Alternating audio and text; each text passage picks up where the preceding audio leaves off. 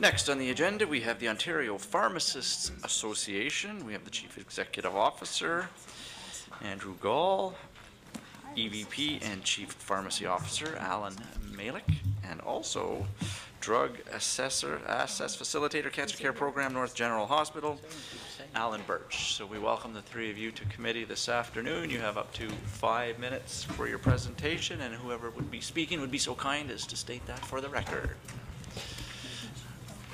Welcome. Welcome. Good afternoon, Mr. Chair and committee members.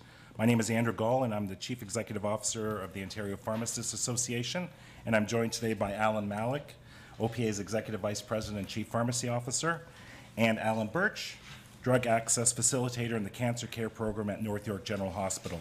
Thank you for the opportunity to present today as you discuss and hear from stakeholders regarding Bill 160. The Ontario Pharmacists Association is Canada's largest pharmacy advocacy organization, representing over 10,000 pharmacy professionals who work in community pharmacies, hospitals, long-term care homes, family health teams, and other settings across Ontario. Today we'd like to talk about a trend that is emerging in Ontario where employers, insurance companies, and on occasion, pharmaceutical companies establish closed preferred provider networks, or PPNs, that we believe can compromise patient care, access, and safety. Through closed PPNs, insurers make deals to purchase medicines from one pharmacy provider in exchange for reduced prices. This eliminates choice for Ontario patients and compromises the principle of trust that underpins the patient-pharmacist relationship. Trust is a critical component of protecting patient safety because only your pharmacist knows the complexities of your medication history. Perhaps most concerning, this proposed strategy continues the slow creep towards America-style models of healthcare insurance, where patients are forced to go to plan-selected providers because they are mandated to do so by their insurer or employer. And while the OPA is concerned with PPMs, we do not want an outright ban. We recognize their commercial viability in specialized cases such as the Ontario Drug Benefit Program. Any Willing Provider is a new initiative championed by pharmacy professionals that promotes patient choice, supports timely access to care, and protects patient safety. It introduces a level playing field for all pharmacy providers, big and small, whereby all have the option of accepting the payer's terms and conditions to provide care for the patient. There's also a precedent being established in other jurisdictions to address this through legislation. Some U.S. state legislatures have introduced legislation to deal with this trend, and in some cases calling for the outright ban of these PPNs. The Quebec National Assembly recently passed Bill 92, which mandates that no group insurance contract or employee benefit plan may restrict a beneficiary's freedom to choose a pharmacist. We understand from the member for Nickel Belt's remarks in the legislature on October 18th that she intends to put forward an amendment to Bill 160 to address this issue. We would like to thank Madame Jalina for her initiative, and we hope the amendment will gain unanimous consent at this committee. I now would like to invite Allan Birch, who also represents the Oncology Drug Access Navigators of Ontario, to share with you some perspectives from Ontario patients. Thank you, Andrew, for that introduction. As Andrew noted, I represent the Oncology Drug Access Navigators of Ontario, ODANO. I am also a drug access facilitator at a Toronto Cancer Centre. We've seen an increase in a troubling trend recently. Insurance providers are trying to drive down costs at the expense of patient services. As pharmacy professionals, my colleagues and I have observed this growing Americanization, one that puts profits ahead of patients and the fiscal health of insurance companies for the healthcare of Ontarians. There are a growing number of patients, particularly those with complex illnesses such as cancer, multiple sclerosis, and rheumatoid arthritis, who are facing real consequences. I recently spoke to an elderly patient named Bill, who received a message from his insurance provider that his pharmacy coverage would be cut off if he didn't cooperate by purchasing prescriptions at a designated pharmacy. A colleague of mine also told me of an incident where, as a result of a PPN, a patient was forced to a pharmacy that didn't know his medication details. He was forced to pay a $1,600 copay up front, adding to an already stressful and troubling situation for someone dealing with cancer. And lastly, Ida, a patient suffering a cancer, needed an oral oncology drug. As a result of the PPN, she experienced delay after delay until her billing mismanaged and was forced to ask a friend to drive her 45 minutes to get her medication, all while suffering the devastating effects of her newly diagnosed cancer. These are just some of the consequences of closed PPNs, and if we truly care about Ontario patients, it's not a model we should support. If we truly strengthen the quality and accountability for patients, as this bill is titled, we hope to allow an any willing provider amendment to protect patient safety, access, and choice is a common sense policy. We hope this committee can support an any willing provider amendment as we work continuously to improve our provincial healthcare system and the outcomes of Ontario patients. Thank you. Thank you very much. Appreciate you staying within time. Fantastic. We'll start with the Liberal government, to Mr. Fraser. Thank you very much, Mr. Chair. Thank you very much for your presentation, and we've had an opportunity to talk about this before. You know, I believe that what you're doing and suggesting is right. The challenge being in this piece of legislation is it's actually would be speaking to an act that's not in this legislation, because I believe that you'd have to do it through finance. All this stuff has to go through fiscal. So it's actually, how do we do it the right way, and how do we do it in a way that ensures that that it's done the right way. So I appreciate that. I think it's important that, you know, you would agree that it would be important to consult on this as well too. So I think that's one of the challenges in there. I fully support what you're asking for. I just think it'll be a challenge because it affects another act and should have some more consultation. I think ultimately that's where we're going to be, but it's to make sure you bring all partners along. So I don't know if you have any comments on that or. Just one initial comment.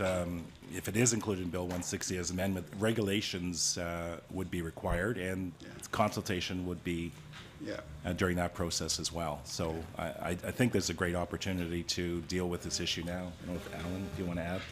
If I may, thank you very much for your comment. I believe also, and to echo what Mr. Gall has said, we would also think this is actually directly related to issues around transparency, because these are pre-selected pharmacies that are perhaps entering into agreements, and so there could be a natural tie with the transparency. I agree with the transparency piece, but the transparency piece is not prohibitive.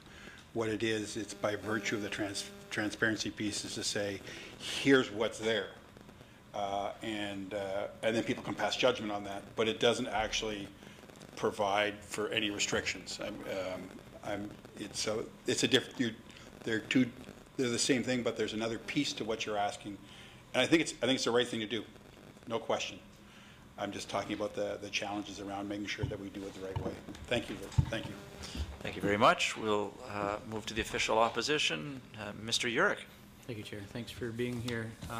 Just for the record, I am a member of OPA still to get my insurance so I can continue to practice as a pharmacist.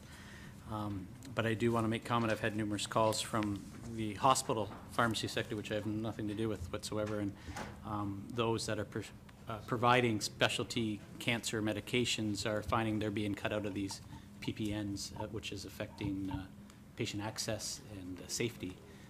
Do you have any comment on that? Allan, given you come from that space. That's right.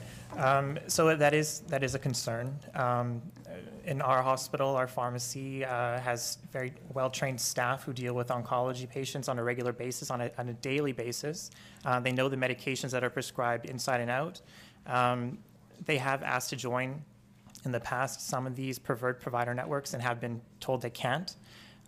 So it is a challenge definitely for us and anyone else who wants to join these networks if they were so inclined. The other concern I've heard, if we open up PPNs, is there's going to be an increased cost to the employers in the insurance industry. Can you touch upon that, please? That has been suggested. Our statement would be that this shouldn't have any impact on costs, simply because we're actually just telling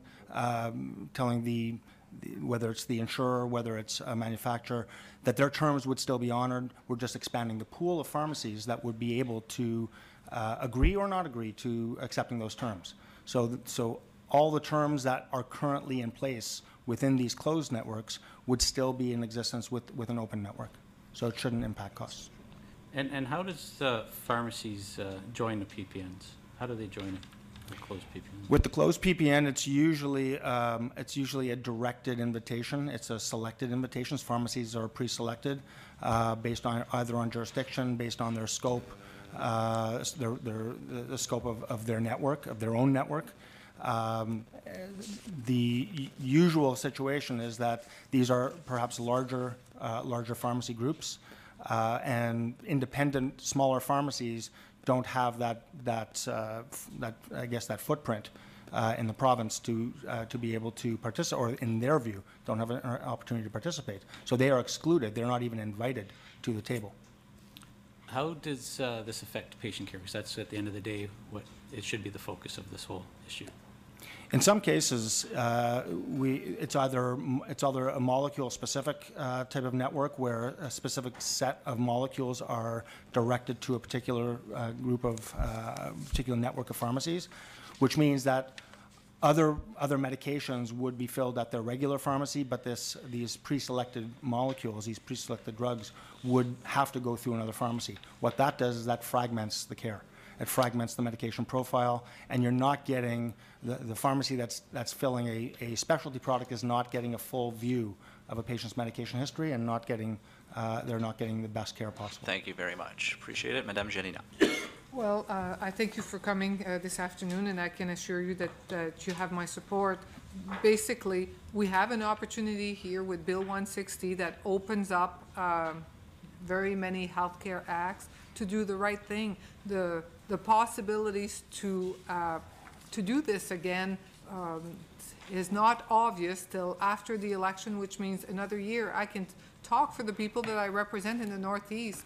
The Cancer Treatment Center handles all of their drugs. All of a sudden, one take-home cancer drug cannot be purchased there. So it comes from God knows where.